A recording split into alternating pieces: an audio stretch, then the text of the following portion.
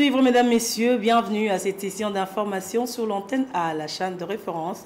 Le président de la République, Félix-Antoine Tshisekedi, s'est rendu mardi 22 avril 2025 à la Nonciature apostolique de Kinshasa pour exprimer sa compassion à la noce apostolique à la suite du décès du pape François au Vatican. Suivez. Depuis ce lundi matin, le drapeau du Saint-Siège est en berne, en signe de respect et de tristesse après le décès du pape François. À la Nonciature apostolique de Kinshasa, un registre de condoléances est ouvert au public pour enregistrer différents messages.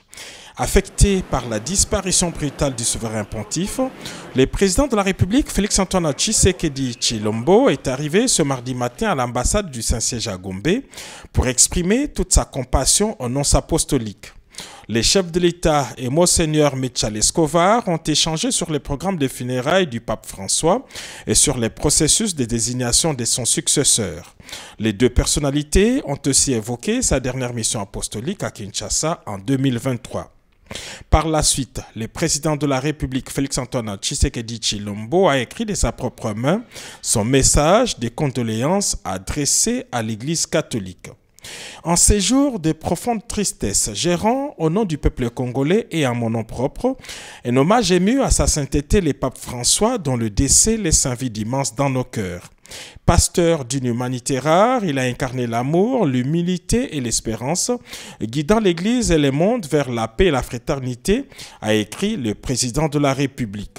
Le peuple de la République démocratique du Congo, poursuit-il, n'oubliera jamais sa visite historique à Kinshasa en février 2023, ni son cri prophétique pour la justice « Retirez vos mains de l'Afrique, retirez vos mains de la République démocratique du Congo ». Fin de citation.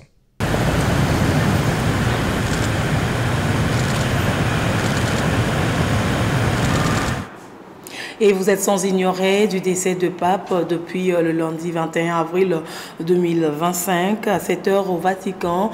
Et quelles sont les étapes à suivre pour avoir un nouveau souverain pontife? Les éléments des réponses dans ce reportage que nous propose Afrika Mujinga. François est décédé le lundi 21 avril 2025 au Vatican à 7h35 à l'âge de 88 ans. Le siège apostolique est vacant. C'est au cardinal Joseph Kevin Farrell qu'incombe la responsabilité de constater et notifier officiellement au peuple des dieux et au monde diplomatique près le Saint-Siège le décès du pape. Le gouvernement de l'Église universelle est confié au collège des cardinaux pour expédier les affaires courantes. Les facultés ordinaires de chaque dicastère demeurent, mais les fonctions de tous les chefs des dicastères de la curie romaine et des membres des dicastères cessent à l'exception du Camerling de la Sainte Église romaine et les grands pénitenciers. Le tribunal suprême de la signature apostolique et le tribunal de la rote romaine continuent à traiter des affaires de leurs compétences ordinaires. Finalement, siège apostolique vacant qui personnifie le pouvoir pontifical et conduit l'Église actuellement. C'est le cardinal Joseph Kevin Farrell en personne, figure centrale en ces moments, qui conduit l'Église universelle durant cette période de transition. La transition commence le jour du décès du pape et se poursuit pendant ses obsèques en passant par la convocation du conclave jusqu'à l'élection du membre du collège cardinaliste. La transition prend fin et les fonctions du cardinal Camerling cessent de plein droit à la prise du pouvoir pontifical par le nouveau pape. Pendant la transition, le cardinal Camerling ne peut apporter aucune innovation dans l'Église romaine et ne peut rien décider de ce qui relève directement des prérogatives exclusives du pape. Il convoque les réunions des cardinaux qu'on appelle congrégations, notamment pour décider de la date d'illumation du défunt pape et de la date du début des conclaves chargés d'élire le nouveau pape. Les funérailles ne doivent pas excéder 9 jours. Le conclave est convoqué 20 jours après le décès du pape, toujours présidé par le cardinal doyen du collège cardinaliste de l'ordre des cardinaux évêques. Le collège des cardinaux comprend 252 cardinaux, dont 135 électeurs moins de 80 ans, et 117 non-électeurs plus de 80 ans. L'Afrique et Madagascar comptent 29 cardinaux, dont 11 électeurs et 18 non-électeurs. L'Europe compte 114 cardinaux, dont 53 électeurs et 61 non-électeurs. L'Amérique du Nord, 28 cardinaux, dont 16 électeurs et 12 non-électeurs. L'Amérique centrale, 8 cardinaux, dont 4 électeurs et 4 non-électeurs. Tandis que l'Amérique du Sud compte 32, dont 17 électeurs et 15 non-électeurs. L'Asie compte 37 cardinaux, dont 23 électeurs et 14 non-électeurs.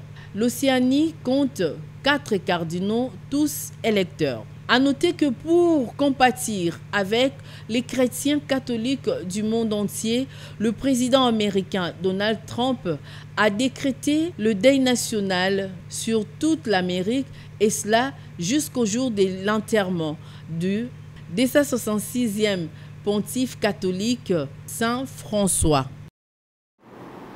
Après le décès du pape François, les collèges des cardinaux, maîtres de célébration liturgique, a fixé l'opinion sur la suite des activités à travers un communiqué du Saint-Siège. Suivez. Presse du Saint-Siège. Par mandat du Collège des cardinaux, le maître des cérémonies liturgiques pontificales nous communique ce qui suit. Le mercredi 23 avril 2025 à 9 h, le cercueil contenant la dépouille mortelle du pape François sera transporté de la chapelle, résidence actuelle du défunt pape François, à la basilique papale Saint-Pierre. La prière sera présidée par son éminence cardinal Kevin Joseph Farrell, Camerling de la Sainte Église romaine. Le samedi 26 avril 2025 à 10 h, premier jour, la messe des funérailles du pontife romain François sera célébrée devant la basilique Saint-Pierre. La liturgie funéraire sera présidée par son éminence cardinal Giovanni Battista Re, doyen du Collège des cardinaux. À la fin de la célébration eucharistique auront lieu l'ultima commendatio et la valedictio. Les cercueils du pontife romain seront ensuite transportés à la basilique Saint-Pierre et de là à la basilique papale Sainte-Marie Majeure pour l'enterrement. Cité du Vatican, le 22 avril 2025. Le recteur de l'Université catholique du Congo, le professeur Abbé Léonard Santedi, s'est joint à l'Église universelle pour pleurer le décès de pape François. Le pape François, il invite la communauté universitaire à prier pour le repos de l'âme du Saint-Père et à rester attentif au programme des obsèques qui sera communiqué. Suivez. Communiqué de presse. Message des condoléances du recteur de l'UCC suite au décès de sa sainteté, le pape François. Le recteur de l'Université catholique du Congo, UCC, en sigle, le professeur Abbé Léonard Santedi, s'est joint à l'Église universelle pour pleurer le décès de sa sainteté, le pape François. Il invite la communauté qui sera communiquée. Le Saint-Père a été pasteur humble, proche des pauvres et défenseur de la dignité humaine. Pérélin d'espérance, il est entré dans la joie de son maître en ce lundi 21 avril 2025, juste après la célébration de la résurrection du Seigneur. L'UCC garde du pape François les souvenirs des vaillants serviteurs et des pédagogues nés, souciés de l'avenir de jeunes générations, qui a su s'imprégner l'Église et la société d'une nouvelle vision éducative. Le pacte global éducatif, trésor inestimable qu'il a légué à l'humanité, traduit clairement cette vision de faire du milieu universitaire un village de l'éducation, où on ne transmet pas seulement le savoir, mais aussi un système de grandes valeurs d'humanisation et de socialisation. En union de prières avec les prélats catholiques de l'Église universelle et la communauté chrétienne qui est au Congo, que l'âme du Saint-Père repose en paix. Fête à Kinshasa, le 21 avril 2025, professeur Abbé Léonard Santedi Kenkupu. Autre chose à présent, la ville de Kinshasa a été le théâtre de naufrage sur le fleuve Congo entre Kinshasa et Brazzaville. Le 22 avril 2025, le bilan provisoire fait état de 5 morts selon les officiels. Parmi les victimes, on compte 4 de la République démocratique du Congo, dont une religieuse, 2 enfants et un homme et un Congolais du Congo Brazzaville. Selon les manifestes, 16 personnes se trouvaient à bord de l'embarcation. Les sources officielles assurent que les enquêtes se poursuivent. Nous y reviendrons avec force détail dans nos prochaines éditions. 2 jours après l'ex-président Joseph Kabila ait été annoncé à Goma, ville sous occupation de rebelles du M23, le gouvernement a pris une série de mesures contre lui. Son parti politique est suspendu et des poursuites judiciaires sont engagées contre Joseph Kabila, l'ancien président de la République, pour haute trahison. Et son parti demande la présence de son autorité à Goma, alors que plusieurs médias internationaux et nationaux ont quand même parlé de cela. Suivez. C'est une véritable déflagration qui secoue la scène politique congolaise ces derniers temps. Quelques jours après que l'ex-président Joseph Kabila ait été annoncé à Goma, ville sous contrôle des rebelles du M23 soutenus par le Rwanda, Kinshasa a pris une série de mesures contre lui et ses proches. En effet, des poursuites judiciaires ont été engagées contre le sénateur à vie Joseph Kabila, accusé par le gouvernement de haute trahison. Démenti par son parti, par la trémise de son secrétaire général adjoint Ferdinand Kambere, son séjour au Rwanda et son soutien au M23 sont confirmés par le vice-premier ministre et ministre de l'Intérieur et Sécurité au micro de nos confrères de TV5 Monde. Nous avons malheureusement une multitude d'informations et de faits qui cristallise le fait que l'ancien président de la République, Joseph Kabila, qui est leader de ce parti politique, a des accointances avec non seulement le groupe terroriste qui est utilisé par l'armée rwandaise, c'est-à-dire le M23, mais aussi qui a des accointances avec l'armée rwandaise.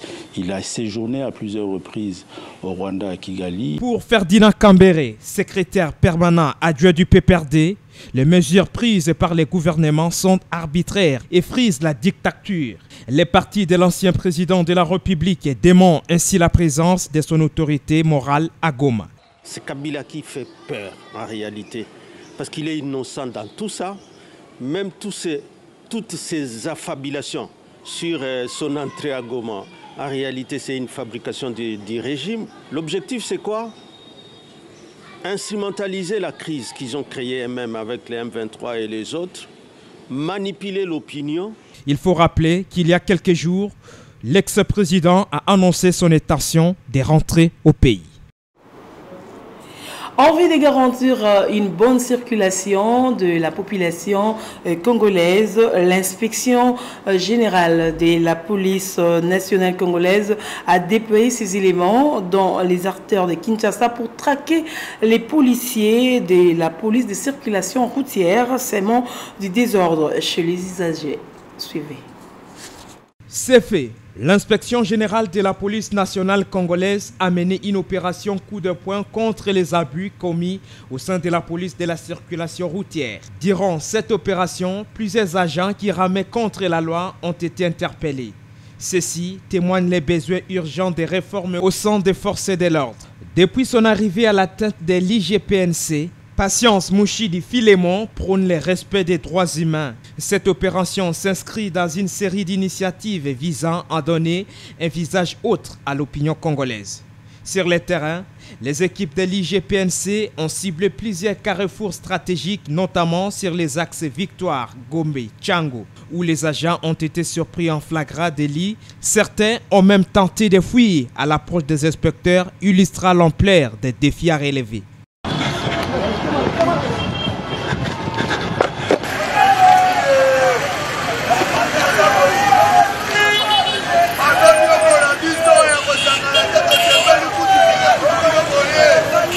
L'opération de ce week-end n'est qu'une étape cruciale au sein de la police de la circulation routière avec le soutien du vice-premier ministre et ministre de l'Intérieur et Sécurité, Jacquemain Chabani-Loko, qui s'engage à promouvoir une police plus professionnelle qui respecte les droits des citoyens. Parlons culture à présent. D'une capacité de 40 000 places, Accor Arena ex-Bercy parle déjà d'un sold out et les chanteurs vont donner les concerts dont le recette vont servir à soutenir les femmes, enfants victimes d'agressions de la RDC par le Rwanda. Maître Gims, Fally Ipupa, Moïse Mbié et Dodjour et les autres sont à Paris, en France déjà, pour passer un message de paix et faire triompher la cause du Congo. Eric Izami, notre envoyé spécial, est déjà sur place à Paris, nous en parle. Nous sommes à quelques heures de la tenue de ce méga concert qui va réunir plusieurs méga stars de la République démocratique du Congo auxquels se sont joints d'autres stars de notre continent africain pour justement partager la douleur de la République démocratique du Congo qui depuis 1, 2, 3 décennies est agressée par le Rwanda dans la partie orientale de la République démocratique du Congo. Et chez nous, le message passe aussi bien par la chanson. C'est ainsi qu'on verra sur scène la méga star Fally Ipupa du Cap La Merveille, Maître Gims que vous connaissez tous, Dadju, et puis Youssoufa, sans oublier Madame Angélique Kidjo, qui est une femme africaine éprise de paix. Toutes ces grandes personnalités-là seront sur scène ici à Accor Arena, qu'on a appelé autrefois Bercy, pour donner le message de paix. Consolidons la paix. Ne laissez pas ou ne restez pas inactifs pendant que la République démocratique du Congo est attaquée inexplicablement. Et c'est comme ça que toutes ces personnes-là vont venir faire un concert, donner un message de paix, ainsi que récolter les différents dons et legs, comme ça venir en aide aux populations qui sont meurtries dans la partie orientale de la République démocratique du Congo.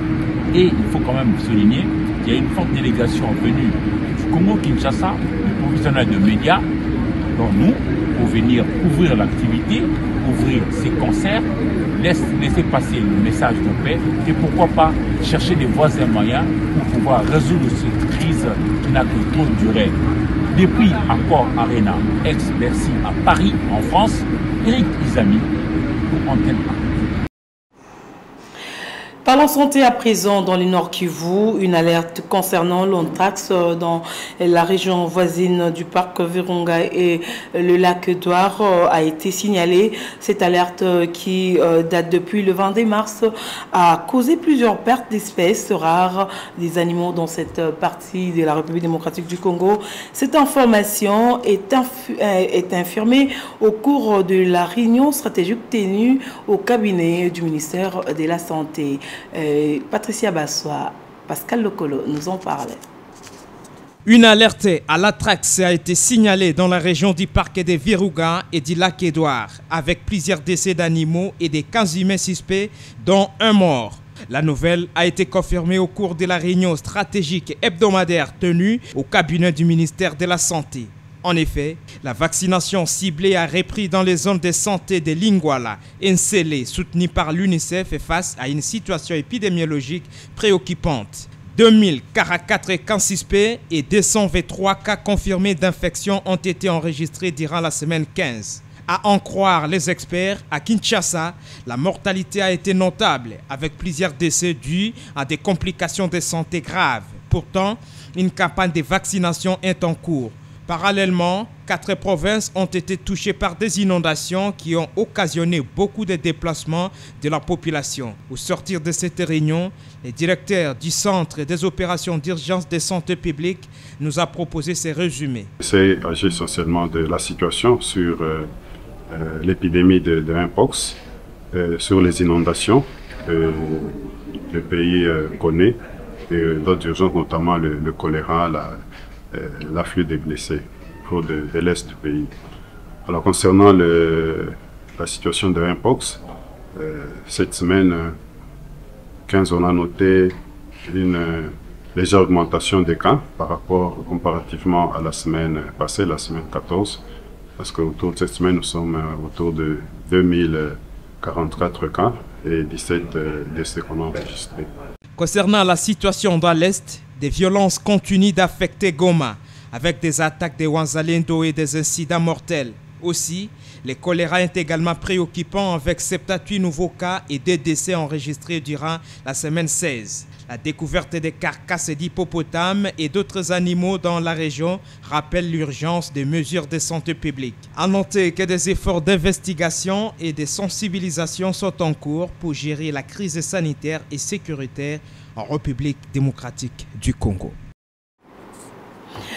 Direction Brazzaville, plusieurs jeunes ont peint la réalité d'un sommet de l'Union africaine à l'initiative de Brazzaville International Leadership Young Forum, une simulation permettant à cette couche juvénile d'intégrer la responsabilité de chef d'État et du gouvernement, tout l'enriement aux arcanes de l'Union africaine. Suivons notre correspondant Drachungolo depuis Brazzaville. Ils sont une centaine venus des 4 pôles de Brazzaville. Ces jeunes, ici représentant les pays africains ainsi que leurs partenaires au développement, font la simulation d'un sommet de l'Union africaine. Une manière de les instruire à mieux comprendre le poids des responsabilités qu'incarnent les chefs d'État et de gouvernement, les ministres des Affaires étrangères et les diplomates. Cette initiative vise, selon son organisateur, à conscientiser les jeunes et surtout à les pousser à devenir les vrais leaders. C'est un exercice de simulation que nous avons voulu organiser à l'endroit des jeunes pour les arrimer aux arcanes de l'Union africaine. Comment ça fonctionne, le mode de fonction de l'Union africaine, comment nos chefs d'État ont le poids de la responsabilité. Comment un chef d'État, quand il est à l'Union africaine, quand il va défendre son pays, qu'est-ce qu'il ressent, quel est le message qu'il porte. Donc c'est ces jeunes-là qui, en une journée, remplacent les chefs d'État pour une simulation, pour les mettre dans les conditions réelles d'une conférence des chefs d'État. Donc c'est vraiment un exercice de formation en leadership pour les jeunes. Au cours de cette simulation, Nguele Mujubrel, dans le rôle du président angolais, président entrant de l'Union africaine, a pris le témoin des mains de la représentante du président sortant, le Mauritanien Gazouani. Après s'en sont suivis les discours du président de la Commission de l'Union africaine, du secrétaire général de l'ONU et les débats liés aux résolutions. Cette simulation a eu pour thème renforcer l'éducation et le civisme en Afrique. Nous sommes réunis ici à Brazzaville, ville de mémoire et de résistance, pour une cause noble, urgente et capitale, celle de renforcer l'éducation et le civisme sur notre continent. Un thème qui touche au cœur même de notre projet continental, celui d'une Afrique prospère, pacifique et intégrée, guidée par des propres citoyens et représentant une force dynamique sur la scène mondiale. Cette simulation du sommet de l'Union africaine tenue à Brazzaville, ville historique, a débuté par l'hymne de l'Union africaine.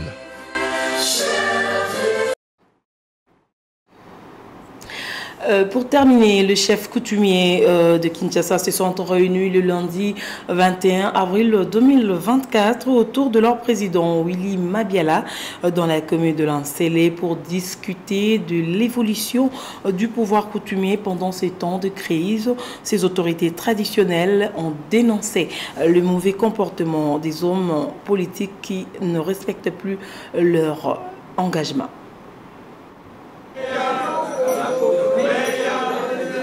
Nous voulons la paix dans notre terre. Rien que la paix. C'est le nouveau slogan des chefs coutumiers de Kinshasa, réunis autour de leur président provincial Willy Mabiala. Ces autorités traditionnelles ont bien réclamé leurs droits tout en dénonçant les comportements des hommes politiques qui, d'après eux, prennent des décisions sans respect de la coutume, moins encore le statut des chefs coutumiers. Respect, il y a coutume, respect, il y a statut, il y a chef coutumier. Les politiciens ont respecté en côté, c'est pour cela qu'ils ont un peu moins désordre. Les politiciens ne respectent pas les statuts de chef coutumier. Les Malhèques, ils prennent des décisions sans consulter la tradition. Les gens qui donnent le pouvoir, ce sont eux qui sèment du désordre. S'ils sont nommés en intérim, ils vont le notaire et commencent des démarches au bureau des autorités. Nous refusons cela et nous voulons la paix.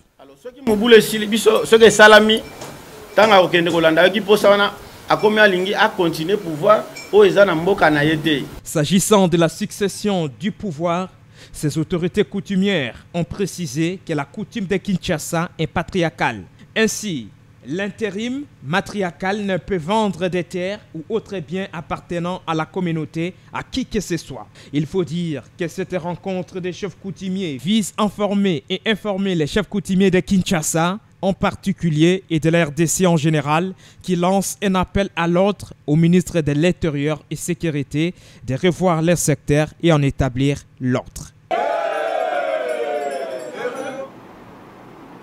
C'est par cette note que nous mettons un point final à cette grande édition du journal réalisée par Pascal Lokolo et Léonard Mouemeri sous la coordination de John Gomboa. Au nom de toute la grande équipe de la rédaction de l'antenne A, Mondi Kouya vous dit merci et restez branchés sur l'antenne A, la chaîne des références. Quant à moi, on se retrouve demain à la même heure.